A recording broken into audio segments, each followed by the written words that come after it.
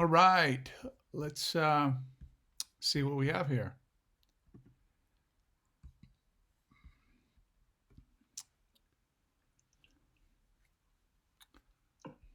I think we're going.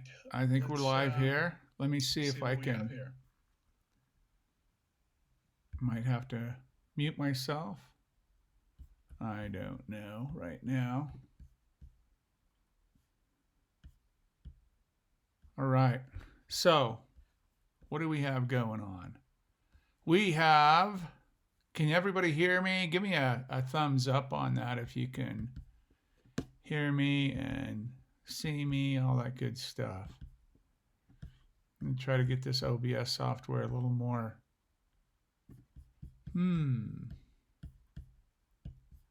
Just give me a second here. I'll get in here.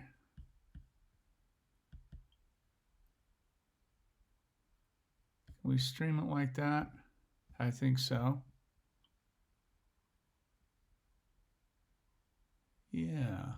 Yeah, I think we're okay.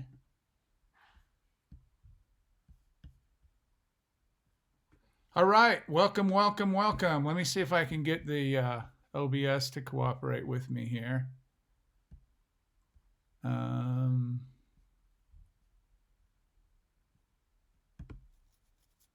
Full screen interface, is that better? I don't know. Let's see. Put me up a little higher. I don't know what's going on. Man, I always have problems with this stuff.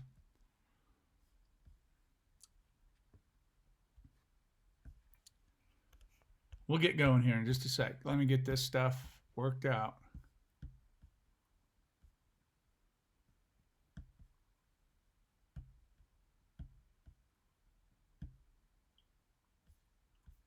What does it look like over here? All right, you guys are coming in. We can hear you very. Oh, great! You're yeah, I know. I'm going to share my screen because I'm doing some things here. So I've got to do it this way, I think, or I want to anyway. If I can get it figured out. Video capture. Scene.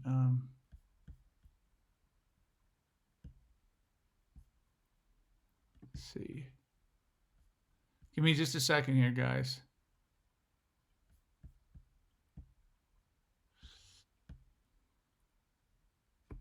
I got about a 20-second delay on the video, so let me figure out this OBS software real quick. I wanted to be able to share the screen and do some other things, so hold tight with me here. There we go.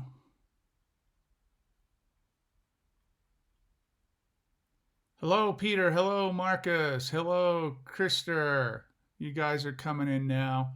We'll just give it a second here. And I think I've got it good enough. You see a little bit of overlap down there at the bottom. But yeah, I'm going to be able to share. I want to be able to share my screen. I want to show a couple of things today.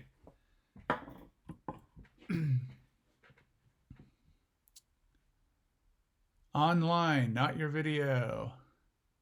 All right, welcome. My name is Quinn Jacobson, and I call this the Studio Q live show. So if you're watching it now, it's live. If you watch it later, obviously it isn't. But I am coming to you from beautiful Denver, Colorado metro area. It's a beautiful day today, sunny as always. We're going to have a pretty warm day today, 35, 38 degrees Celsius, almost 100 degrees Fahrenheit. So we want full participation. I've got a couple of emails to go over. Peter sent me one this morning. We're going to talk about headstands. Krister wants to talk about negatives. I had a couple of people inquire about negatives. I want to have some specific questions to address because, pretty much everything you'll want to know on negatives is right here in this book. So if you have questions specific, to negatives, I'm happy to answer those or give it my best shot. So I'm going to watch the OBS software because the delay is so long, and I'll try to watch the chat here and keep that open. I just want to make sure. Let's see, my computer's up kind of high. Give me your questions here.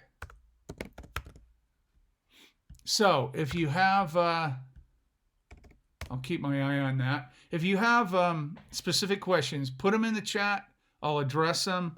I was looking into this software called Zoom, and I really don't want to get involved in getting, monthly subscriptions and all this business, but it would allow us to have some guests in, or if you had specific things you wanted to work out. I'm looking into something like that.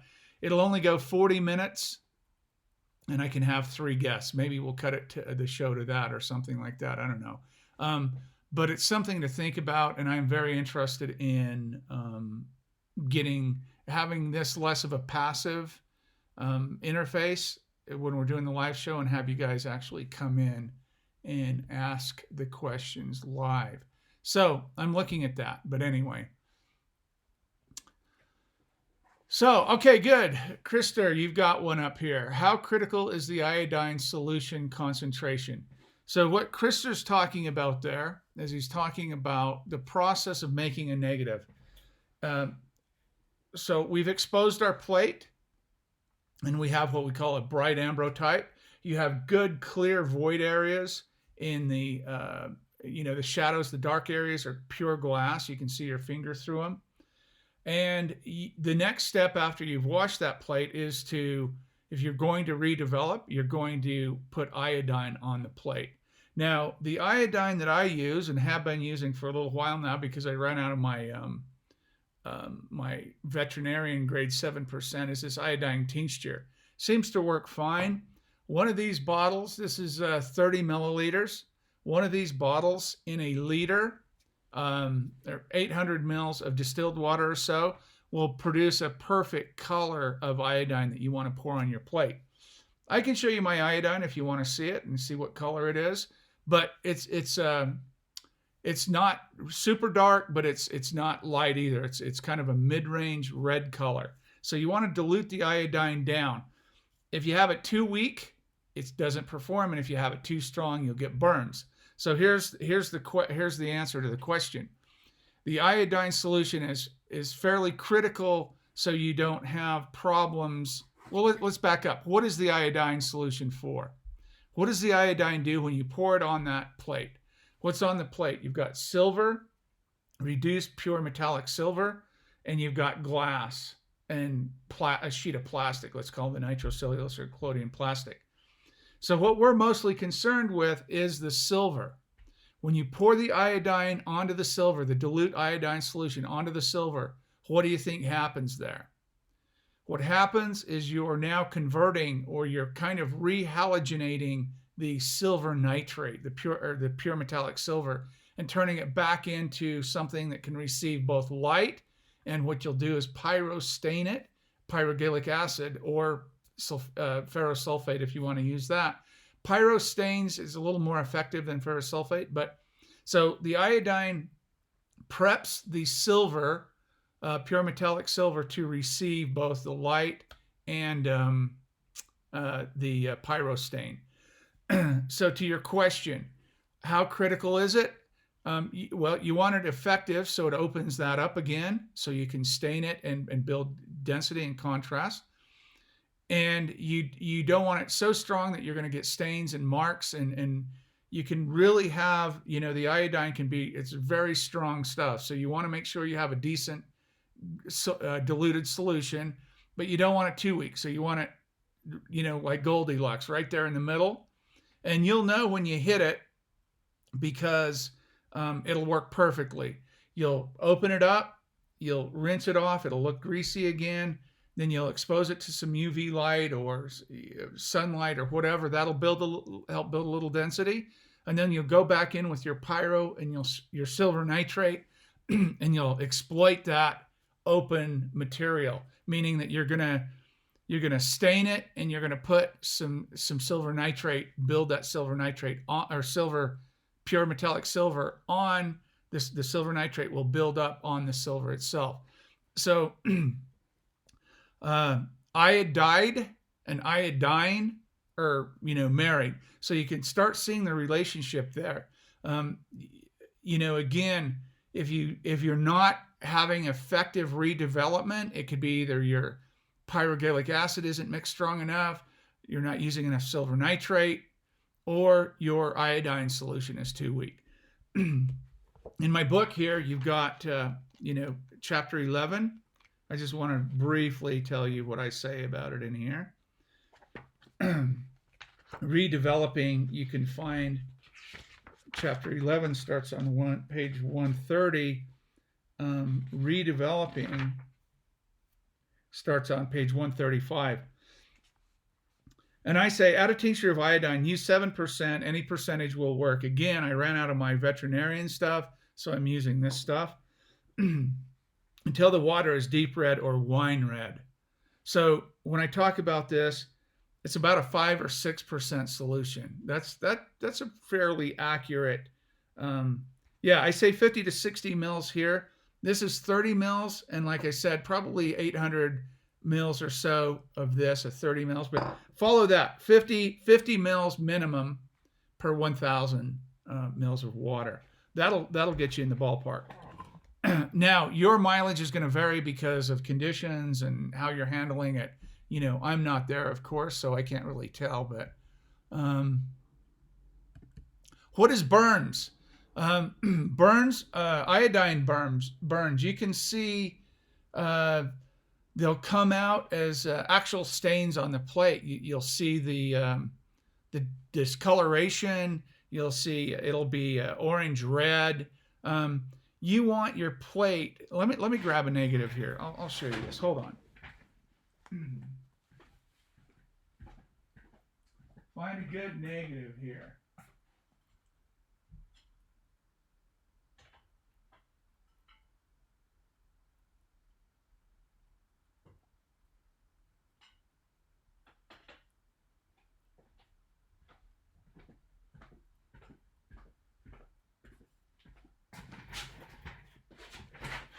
Here's a good one here. So when we talk about negatives, we're talking about the separation of, let me make sure that's the varnish side. So when we're talking about negatives here, I just want to clarify something. Any of these shadow areas, you always need to see clearly and cleanly those areas that are separated. Anywhere that's going to print dark, you can look at this print. I have it here. You can look at this print. And when I talk about redeveloping, this is what I'm talking about. I'm talking about really getting the density buildup in it. So here's the print of it, or a facsimile. So you see all the dark areas there. And it's similar. The book just shows a little better because I don't have to back it with anything white. The book shows a little bit better, but you have to make sure that before you redevelop, that if you have a negative, that you don't have any void areas in, that this stuff is plugged up or it's a little bit overdeveloped. If you have material there and you pour that pyro, you iodize it, you iodine, use the iodine, prep it, and then stain it with pyro and silver, you're going to plug all those areas up. It will never, ever print. That's one of the big things about negative prep and redevelopment is you have to have a good, got hit in the nose right there. A cable fell down and hit me in the nose. I can actually feel it now. But you have to have a very good negative, a bright ambrotype to begin with. And to redevelop it, you have to have those areas that have no information in, stay clear glass, or you're going to wind up with a mess. The iodine burns are going to show when you have too strong of iodine, left it on too long, or sometimes even when you wash it, there's a weird little ritual you have to go through. You'll see it greasy for a while as you're washing that iodine off. And if you wash too far, you'll wash it all out. It won't be effective. But if you leave too much on, you'll get stains. So, James, welcome. Will a bottle of 5% diluted iodine have reasonable shelf life or better prepared when needed? You know, that's a great question. I've had it go both ways. I've made my own iodine here, and it's quite easy to do, but the shelf life on that seems very, it goes away quickly. But generally, if you store it in a dark, cool place and you have it sealed up, your iodine will last for quite a while. I've found if it's iodine that you have purchased from a pharmacy or a store or whatever, it usually will keep for a long while. People don't understand how important that step is because, again, to reiterate, what you're doing there is you're basically sensitizing that layer of silver on your image again to take on both silver nitrate and the pyrogallic acid stain. Or, again, if you're using ferrous sulfate, you can do that. That's no problem. But yeah, you can make it and store it. And let me go grab mine. I'll show you what color mine is real quick. Let me step in the dark room.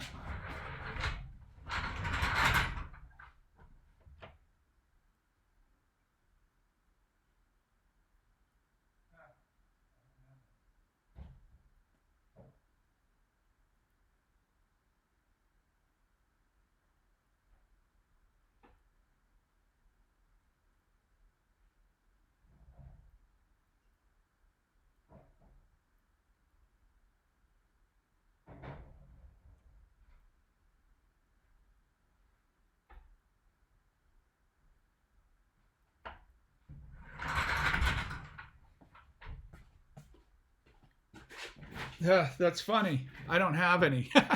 I'll make some. I'll show you what this does here. So there's a little bit left in there. But watch this. I'm just going to do this real quick. And I'm actually going to store the whole thing here. So James, to answer your question, let's do this thing. So 30 mils. Get as much out of there as I can. 30 mils, nice and stainy and smelly. Distilled water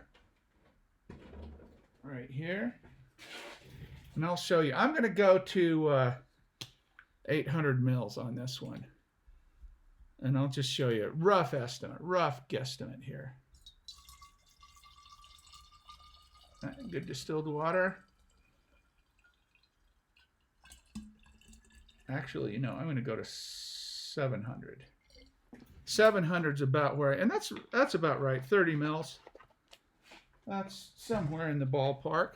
This is about the color I like in good natural light. That's about the color I like to use right there. So if that makes sense. Yes, Krister, that's a great question. The Pyro developer, you have increased the concentration in the new book. Can you again explain why? Absolutely.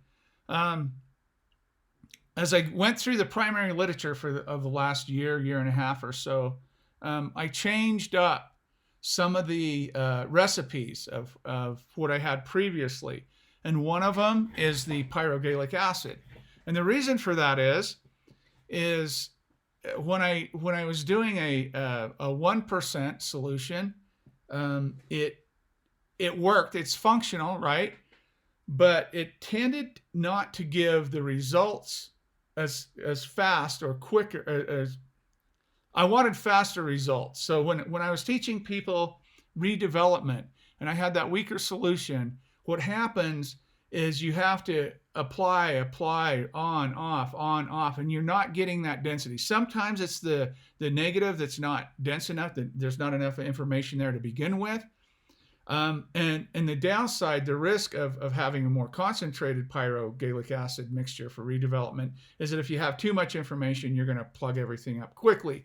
But you know what? Like I just said, if you have any of those void areas or non-information areas that you've have veiling on or that you've exposed or whatever, if there's silver, not just pure glass, right? You can see your finger through it. and you pour any concentration of pyro on, you're going to plug those up anyway. So my thinking was, as I read the primary literature, some of those old boys went up to 8%, right? So they really 9 grams a liter.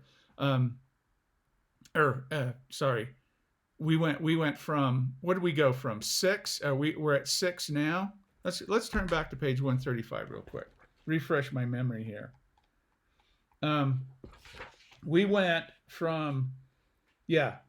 from 2 grams to 8 grams. We basically doubled or tripled this, quadrupled it maybe. So we're at 4 grams of pyro and 8 grams of citric acid. So as I jumped up, that's 4 times, I guess. As I jumped up the 4 grams, and I've ran it up to 8 grams of pyro to do this, and that's super. I mean, that really gets it going, and really. But I found this balance, and that's usually about the average. 4 grams of pyrogallic acid, 0.4%, is great. It's just more effective, quicker, and if you've got a good plate to work with to start with, you're going to have a lot more quicker, effective results. So I have these 40 ml cups, 60 ml cups, 80 ml cups of pyro, citric acid, and 10 drops of silver nitrate, or how many ever drops you want to use. And I found that the results go faster, they're more efficient, and I don't have to stand there for 5 or 10 minutes. And I mean, for a new person, it might be better to go a little weaker. And there's a lot of latitude in these recipes, guys. You don't have, this is not gospel. That's personal preference. You try it. What I've tried to do is I've tried to go off the old literature, the primary stuff, the old boys writing in the 1860s and 70s, 80s especially, those 3 decades. Really super effective. They did it every day. They knew what they were doing. So that's kind of where I based my theory on increasing or decreasing some of these compounds in the recipes. So I hope that answers the question. You have increased the concentration. Yeah, I did 4 times, I believe, 4 times the strength. And if you try it and you've got a good plate, you're going to find that the results are amazingly good. I love it. I mean, I absolutely love the formulas that I have in now for negatives. I just absolutely love them. I did my whole ghost dance project with it. So very good stuff. All right, let's talk about head braces real quick.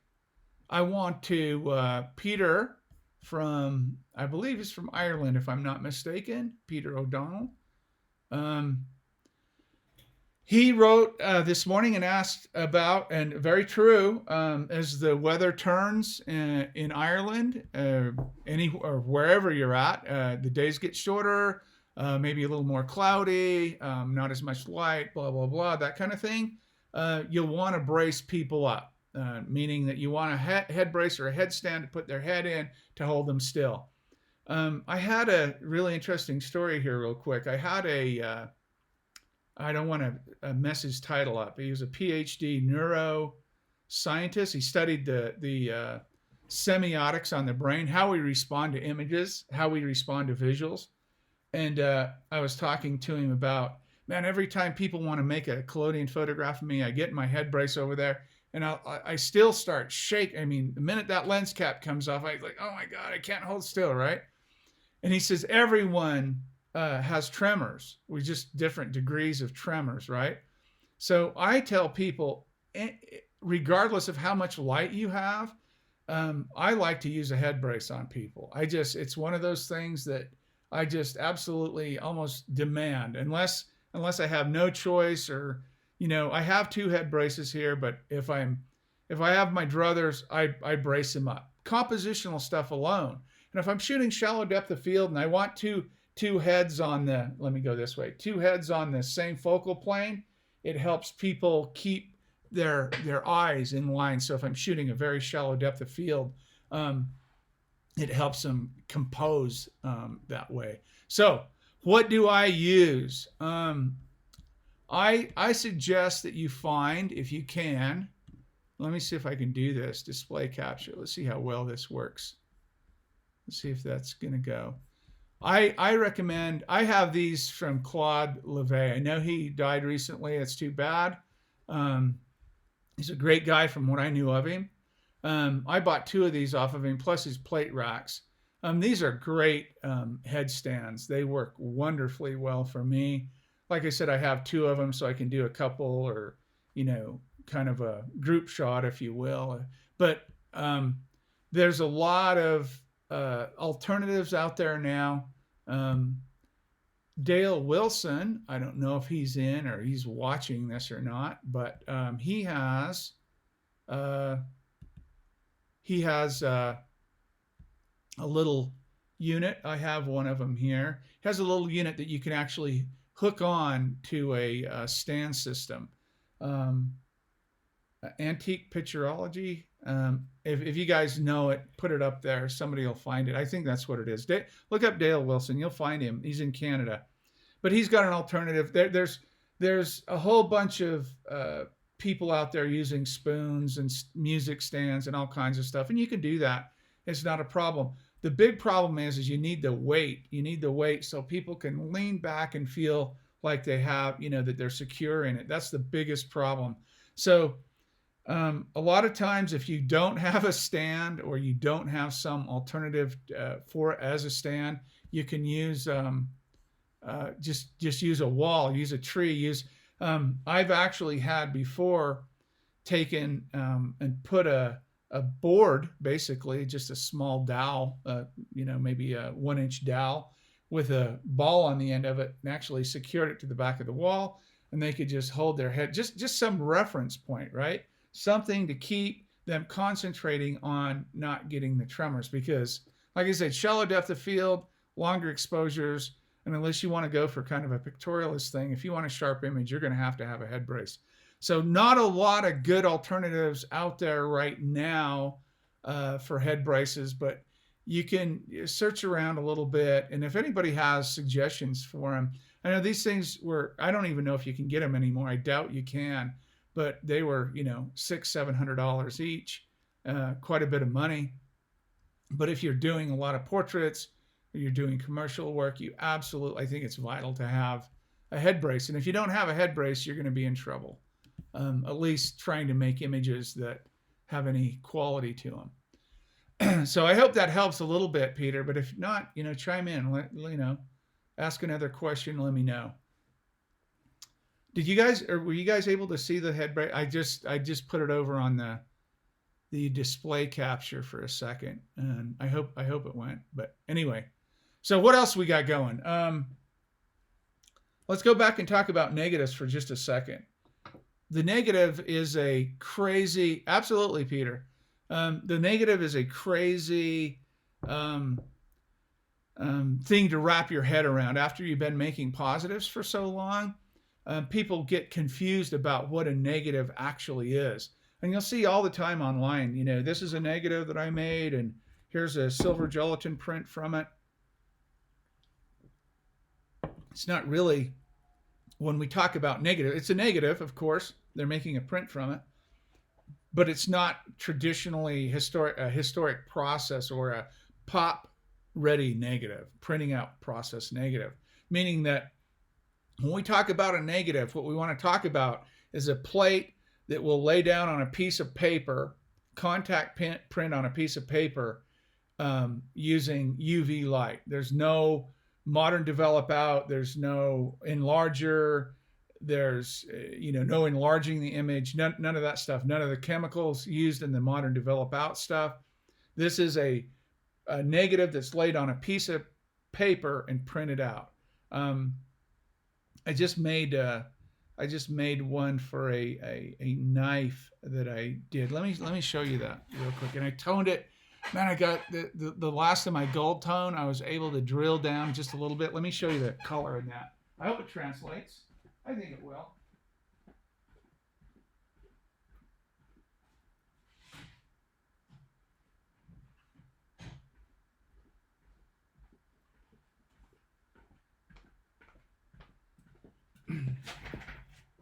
I'm working with all the ghost dance plates still, right? I mean, I got a whole deal to work on with that. But here's one that I toned down, and I hope this translates. I hope the color translates well. Boy, this thing just looks so ancient and beautiful. It's amazing to me. Um, Once I get it matted up and put with a little piece there, you really, it looks really super beautiful. So a nice negative, printed well, toned, can really make a beautiful contact print. And we're not talking about anything to do with enlargers. We're not talking about a negative that will even print on modern develop out paper. These won't. My negatives, all the negatives that I've been showing in these shows, all my ghost dance stuff, will not print on modern develop out paper. And if they did, they just look super, super nasty, basically. It'll just be a big contrast mess. So these, when we talk about negatives, and we talk about wet collodion negatives, what we're talking about is a plate that will print out nicely on a pop process, a printing out process, right? A collodion chloride, salt, an oil, any contact print, right? Gum bichromates, carbon, any of those. Yes, thanks, James. I love that color. That's my go-to now. I figured out a little formula for that, and what I'm trying to do is I'm trying to create I'm Edward Curtis. If you look at his work, I'm trying to create, although I don't have human beings in this ghost dance work, I'm trying to create that same color, and you'll see that soft, warm glow. Those prints he did a whole plate dry plate, 6.5, 8.5, and he has just beautiful, soft, kind of glowing stuff, and the color he printed out, and I've got a couple of original Curtis's upstairs, some prints. It's beautiful. So that's kind of what I'm going for, but I've dialed that recipe in a little bit with the toner. I've got the printing out process down for these negatives, but I wouldn't have been able to do that had I not started and properly made a proper negative for printing out processes. So when people say, here's a negative, it's a little bit of a misnomer. It's a negative because they're printing it, but it's not a wet collodion negative as we think traditionally in printing out processes. You want to have the shadows clear in a negative. Yes, this is the same with black and white film. Yes, exactly right. That's true. If you don't have those void areas, if you don't have those areas where there is no information, right? No information on the shadow of these trees, you need to be able to see your finger through that. You need to be able to see complete daylight through that. If you don't have that, and especially if you go to redevelop, you'll just make a big silver mess. It'll print flat. You'll have no contrast. You'll lose everything beautiful about the process. So that's right, Krister. Those are skills and talents and execution that comes only with experience. No one can really teach you how to do this. I can give you some guidelines. I can show you how I work, but you have to make plates and test and see and look at light, your optics, your chemistry. You have to dial that stuff in order to get a printable negative. Very, very few negatives will print on these processes. They're not the right type of negative. The wet collodion pop negative, they're just not right. And you'll see it all online, all over the place, that people are talking about printing out or making negatives and printing on modern silver chloride paper or develop out paper. And it's, develop out paper, not silver chloride, sorry. Develop out paper, the modern Kodak and Ilford stuff, which is great. They look fine. Bright ambrotypes print really good on modern paper. They really do. This is a whole different ball game. This is making very, what we consider dense negatives, not absolute in all cases, but dense and enough contrast to handle these types of printing out processes. And if you don't have that, you won't have an image. It'll be a frustrating mess for you. So does that make sense, guys? I know there's a whole bunch of people out there wanting to try and do new things, and I love that. That's awesome. but you got to keep in mind that we're working within guidelines here, right? We're working within a set of variables that you have to get in. You have to get it within the range. Nothing is gospel. You have quite a bit of latitude even on these. I mean, to some degree, but you've got to dial it in with chemistry, with exposure, the type of light, and then the post-production stuff. So the redevelopment, the printing out. These all have to be varnished. Obviously, you're going to be handling them. You're going to be printing them, so they must be varnished. A lot of folks make positives and never varnish them. We talked about that last week. But so negatives are a different animal, and they take a while to get down. So don't be frustrated if the first few plates you make don't turn out exactly as you'd like. This is what I recommend. Pick a nice high UV day. Doesn't have to be necessarily sunny. It's great if it is, but pick a nice high UV day. Go out with the north shaded light, set up a little scene, do a little still life of some kind, and start making a few plates. Start exposing, find where your ambrotype is, and then 1.5 or 2 times that. Find where you start plugging those void areas up, either with exposure or with your development, and then find that sweet spot on that one still life in that good light that you can redevelop that plate, wash it, varnish it, and print it out on one of these processes. You'll see quickly how fast you can find those sweet spots. It's not rocket science. It's just building on the positive, making the ambrotypes and the tintypes. It's building on that information and taking it to the next level so you can achieve the density and the contrast you need for printing out processes. These are my absolute favorite. I mean, oil prints, collodion chloride, absolutely my favorite. Albumin and salt are nice too, but I've done so much of those that I really like. I really like how the collodion chloride, you can really take it color-wise to a whole new kind of level. Someone was asking about selenium toning, and I have to admit my experience with that was not good. It was probably too strong, but I've seen some really nice selenium toned images. So yes, you can do that, dilute it way down, and try it in that lane. So what else do we have here, guys? Give me something else to chew on here.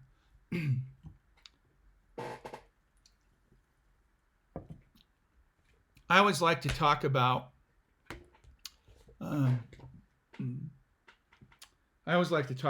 some of the philosophical things too. So when we talk about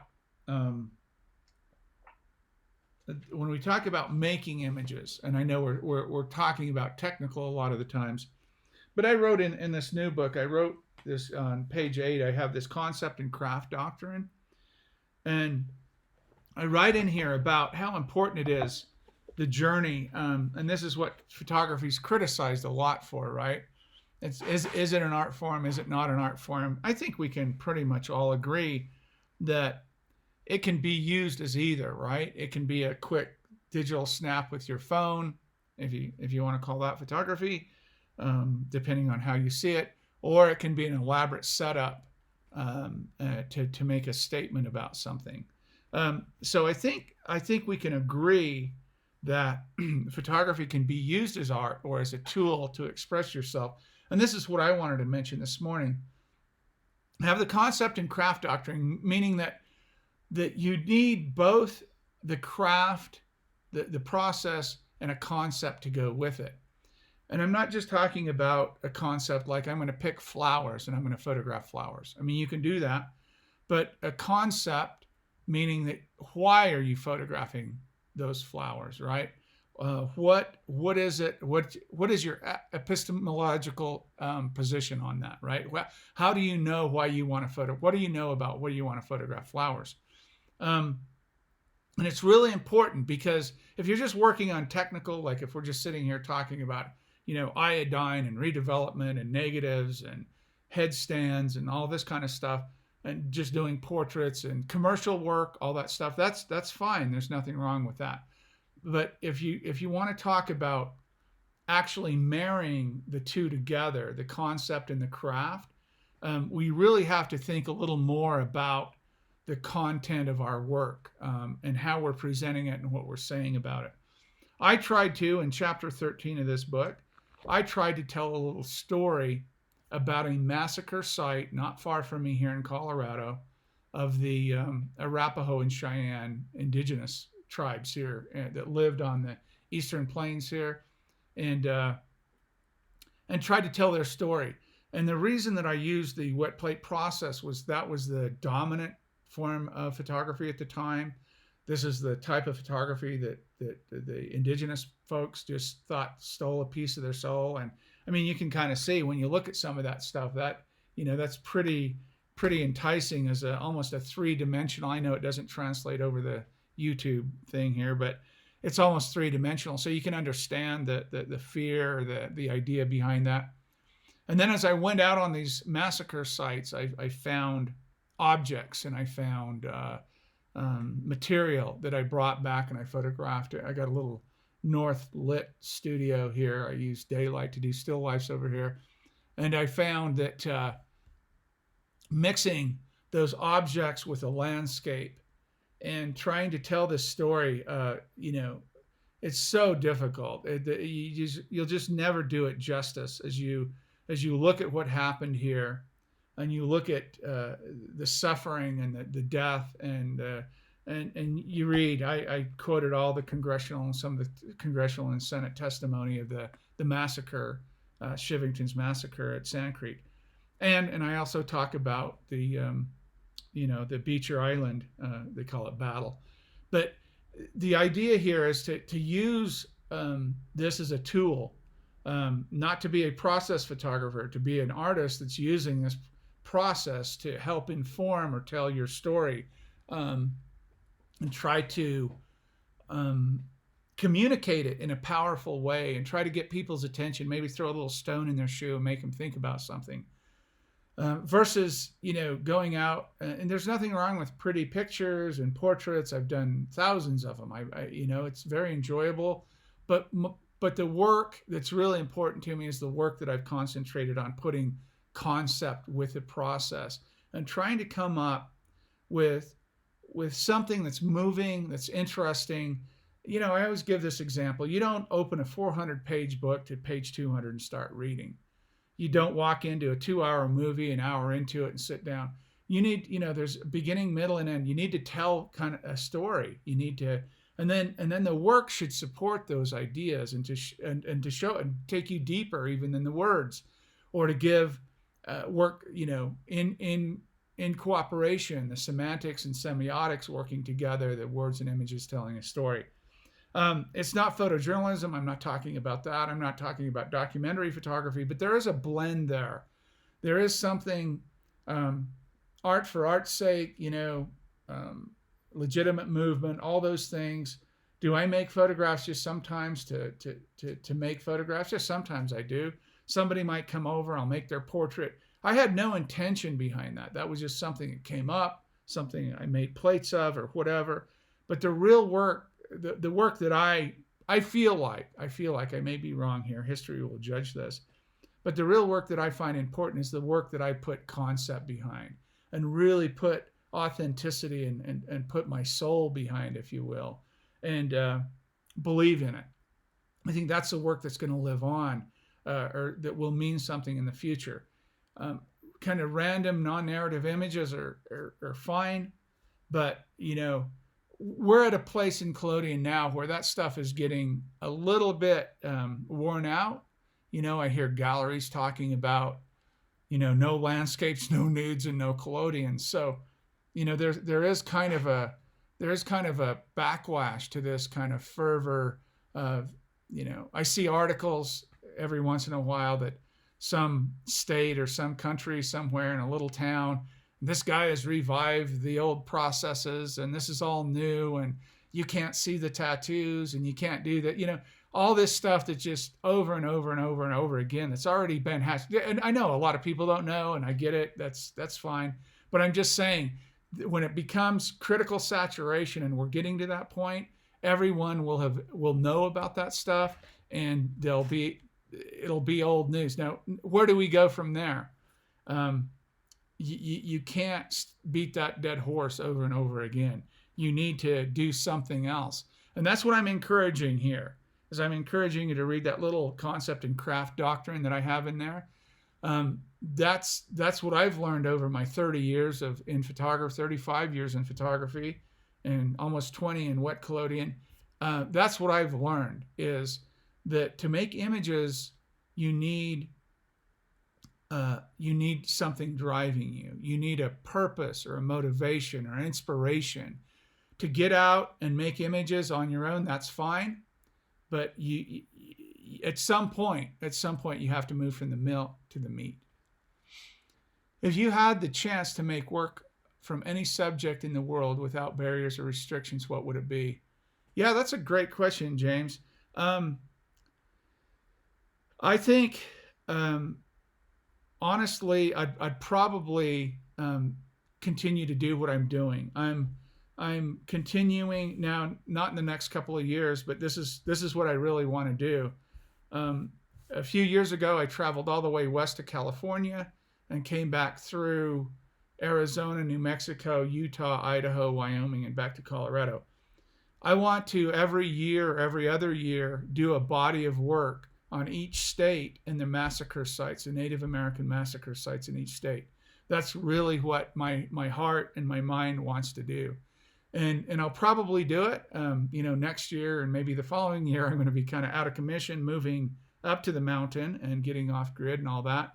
But I find right here, right where I live, there are so many stories that I would love to photograph and tell people about. And the biggest one is what the U.S. government did to the indigenous people and the lands that we're living on now, and what that means. That's probably the most important thing I can keep alive, if you will.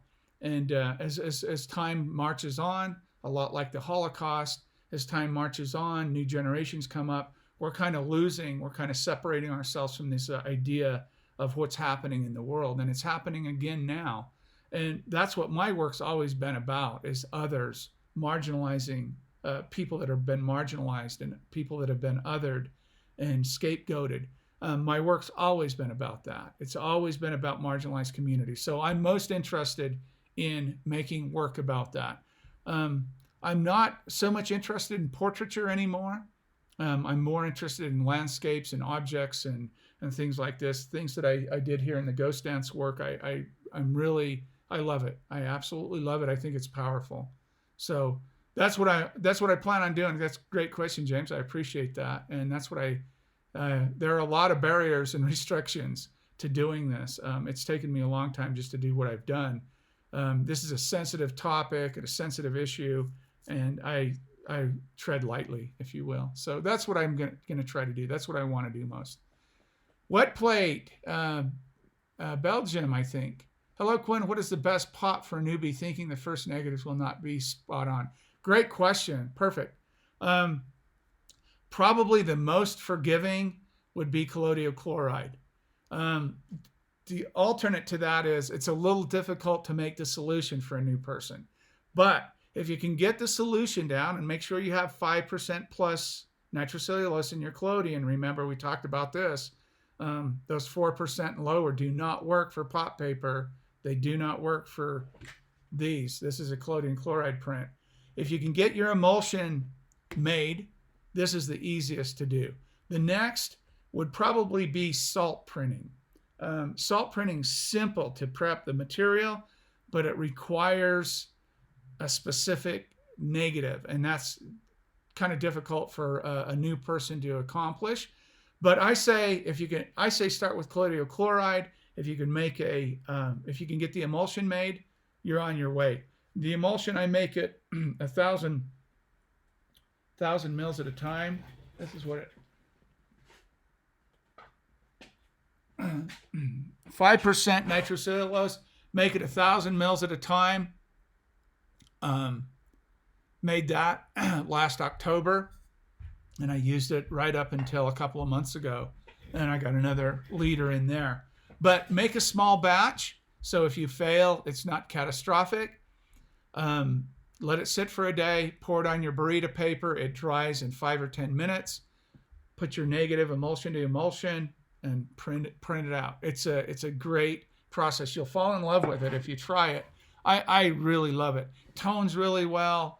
You know, you're using, collodion is nitrocellulose is basically plastic. So then you go onto this burrito paper that's got a layer of rock in there. So you're really not fighting fibers and, washing for extended periods of time and having staining issues and I see all kinds of stuff with these other processes, especially when you get into albumin and salt and papers that can absorb and stain. This is really forgiving and it's really quite easy. That's a great question, though. I appreciate that.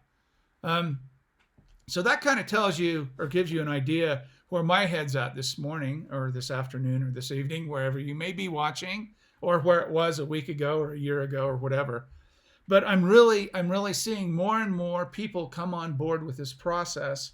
And as they come on board with it, they're not quite sure what to do with it, right? They're not quite sure how to proceed. After they get the process down, they're like, wow, okay, my lights are set up. I can pop my strobe or turn my lights on or get my window light or my skylight studio, whatever I'm using, and I can make portraits, I can make still lifes.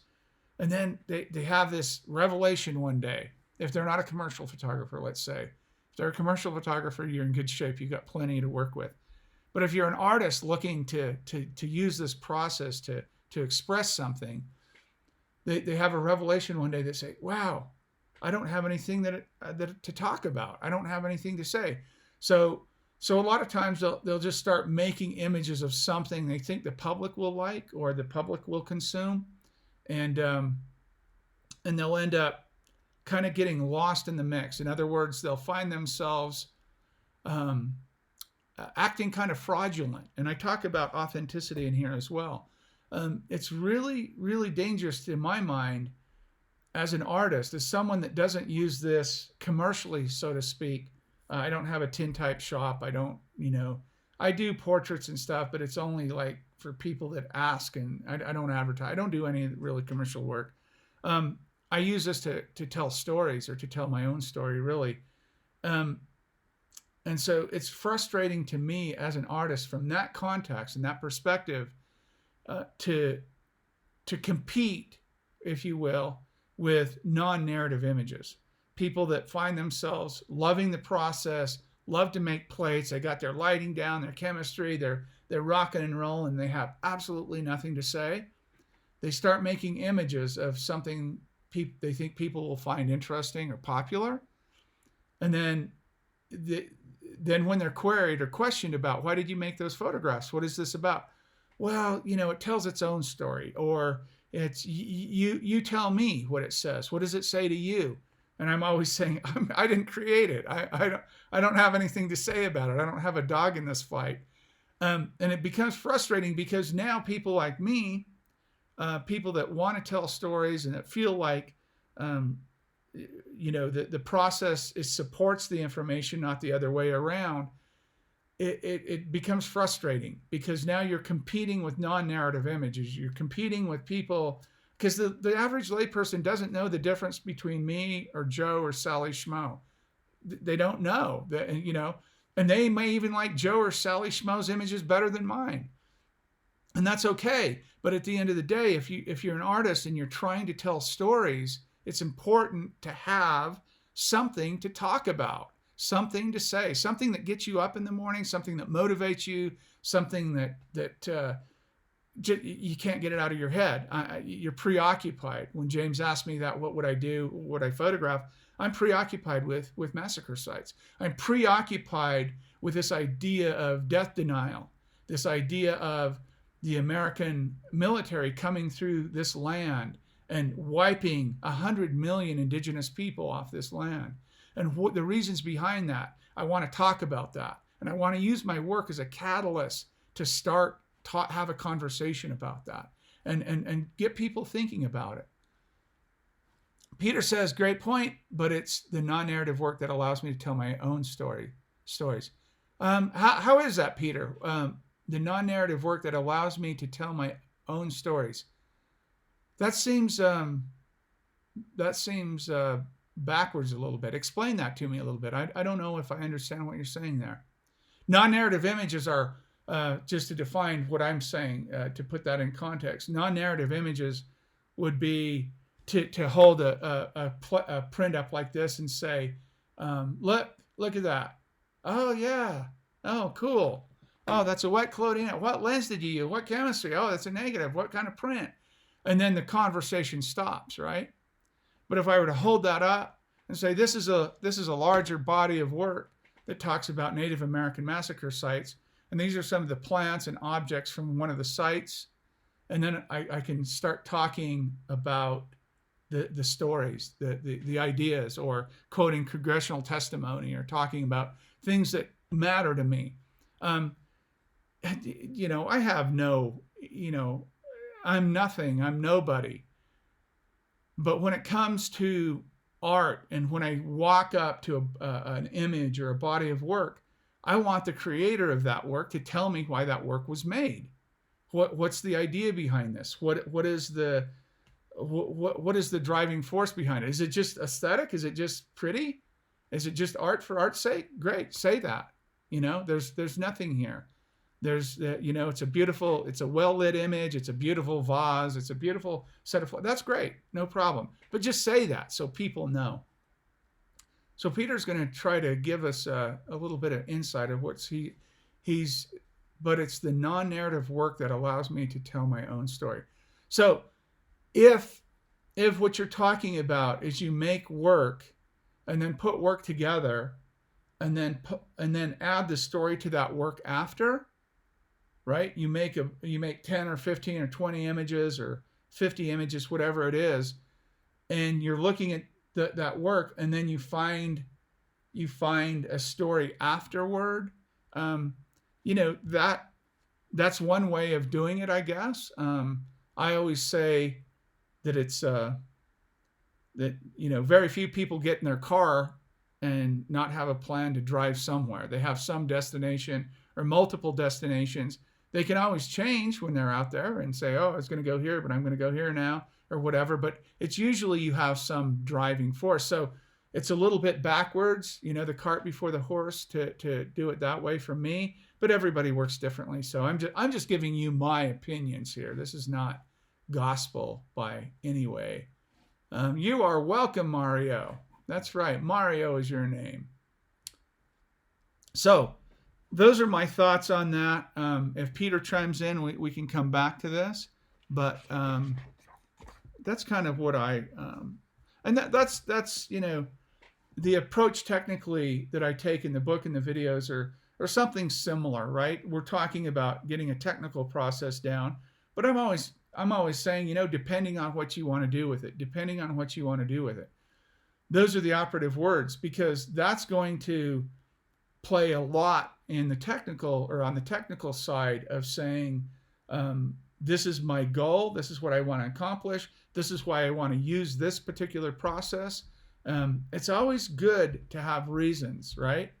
Reasons to believe, reasons. Because at the end of the day, when we're challenged about our work, if we are, or question, not challenge, I say challenge because when people question, what is that? What is that for? That's kind of a challenge, right? You're actually, if you look at it as in logic terms, logical, syllogistic logic, you're presenting a premise, maybe two premises, and you're not giving a conclusion. So your argument is kind of invalid at that point, in the sense of, if you're trying to communicate, if you're trying to make a point of something. If you're not, say that. Just say that. So here he goes. I work as a photographer, commercial jobs. It's good work, but not what I want to do. I left full-time and plan to pursue my ambitions. Good. My story is beauty in the ordinary, but it's quite demanding, and I need funds to be able to do this, hence the day job. Yes, that's great, Peter. That's wonderful. What I would say is beauty in the ordinary. Those are big, broad terms, right? If you start nailing, and you probably will, and as you get going and wet plate even more, and doing those things, man, this process has revealed and taught me so much about my own ideas about the narrative, right? About the story, about what I'm trying to do. And so they reveal things. The process reveals um, ideas and gives you really, for me, it's given me a lot of insight about pursuing an idea and then allowing the materials and the process itself to inform that, right? So it supports it. I always say I use Collodion. Here's the idea. Here's my idea, my story, and the process and materials and rituals all support that. So I can't separate off the process. I can't take that away because it's integral to the story.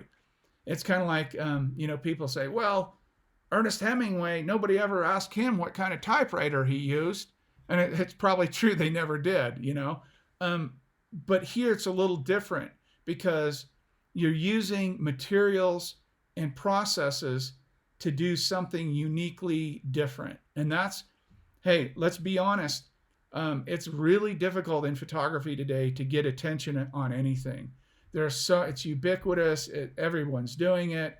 And now, wet Collodion will probably never be like that. In fact, I know it won't be, but it won't be long. It won't be long before AI, machine learning, and robotics and things like that. It won't be that long before AI can represent that exactly, identically. And you can spit it out your inkjet printer and it'll look just like that. And it won't be long before that happens. So there is an ending to this. Then we move into, what does the craft mean? What is the ritual of going through that? What does the handmade object mean? I go through this with knives. I make knives. I'm a bladesmith. And I take this raw piece of material and I heat it up and I pound it into this shape and I give it form and function and I go through this ritual, the same thing in bladesmithing as I do with wet Collodion. I'm telling a story. I found some steel out on a site, and I was out on the railroad tracks, and I found an old railroad spike where they used to shoot the buffalo from the trains out here, and they massacred. They just cut the heads off the buffalo and let the body and the hides rot out there. It's just crazy. But that railroad spike I brought home, I split it, and I put a billet of high carbon steel in, and I made a knife out of it. And then I'll put it with a photograph. I'll put it with a landscape image, So I'm trying to transcend photography in a way. I don't even call myself really a photographer. I call myself an artist that uses photography because things are changing so much in my mind, and my direction and my ambition is to work in a completely different way, completely different idea. I want to get people engaged in a new way and transcend photography. A lot of times people, what Collodion, all this stuff, and but I'll give you a quick example of incorporating that concept or that idea into the process itself. I was on a site. I took some old dried sunflowers. You can see the photograph probably in the video somewhere, but I took those old dried sunflowers and I put them in a tin can. I put them in my barbecuer and I turned them into charcoal or carbon number 6. Then I made tissue, carbon tissue out of that. Then I made carbon prints of the image. So now I have material from the land in the photograph. It's a non-silver image, right? It's gelatin and dichromates, and the image of the landscape. So the image is made with material from the landscape, which I really love. And transcending that is a beautiful, beautiful way to go. Nothing wrong with straight photography. If you want to do it, you're just going to have a very, very difficult time capturing audience. In my opinion, my thoughts tell me that people are going to have a very difficult time capturing people's attention or getting people to see your work if it doesn't transcend the kind of things that have been done over and over and over again. That's why an individual brings unique qualities, the unique ideas, the individual, if you're authentic, the individual unique ideas to a project. That's what makes it interesting for people. So you need to tell your story. You need to have skin in the game. you need to be connected to the work. You need to be able to talk about the work and defend the work and share those ideas. So that's enough on that. That's just my idea. Those are just my ideas. But I do talk about it in the book, and I preface that with the technical learning and everything else. So, Zuzu Rider 13, Peter, the beauty in the ordinary is a narrative as well. Yeah, you'd have to define that out a little more, though. I think that's a very broad term. Beauty is in the eye of the beholder. Ordinary is in the eye of the beholder. We have to define our words now. We're in an epistemic crisis. We can't tell what's true or false anymore. We have to be on the same page, we have to define our terms, and we have to talk about in very explicit ways. We have to, words mean something, and now the words are all jumbled around and we don't quite know what we mean.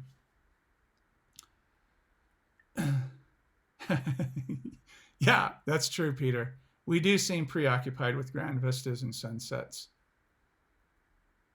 Yeah, skin in the game is very, very important. Again, that goes back in the book. If you read about authenticity, I talk about that. The quickest way you can get somebody turned off is go out there and be a phony. Make a bunch of work that you don't have skin in the game. You can't defend. People shut down. The layperson will shut down immediately. They'll say, "Oh, this guy, this person doesn't, They know intuitively. If you've made the work from a commercial standpoint, from a I always say, if the information, if what's driving you is coming from out there rather than in here, you're probably going to have to take a moratorium and rethink some of that stuff. If it's coming from in here and going out and it's authentic and you've thought about it and you can defend it and you can talk about it and you have reasons why you've made selections on materials, processes, and I don't care what it is. It doesn't have to be wet plate. It doesn't even have to be photography. I don't care what it is. I'm talking about expressing a person expressing an idea, a thought, concern, a question, a love, a hate, something through other materials. Maybe even writing, singing, music, sculpting, metalworking, whatever you want to do. I mean, it doesn't really matter. Yes, work, it does. It has to have soul. And over the years, I found that people have great bullshit detectors. They can tell when somebody's trying to bullshit them, especially in this stuff. I mean, they might be wowed for a minute, but at the end of the day, again, it's the context of the work. It's the intention of the work. People will figure it out. And if you've got good context, good intention, you're authentic, and you've got skin in the game, and it's coming from in here, out there, not out there into here, I think you're going to have a really good chance of success, meaning not commercial success necessarily, success in telling your story and getting people engaged in what you're interested in. Yes, guys, I have 16% on my battery. My voice is going out a little bit. I'm going to call it a day. And I've got some things to do today. It's a beautiful day.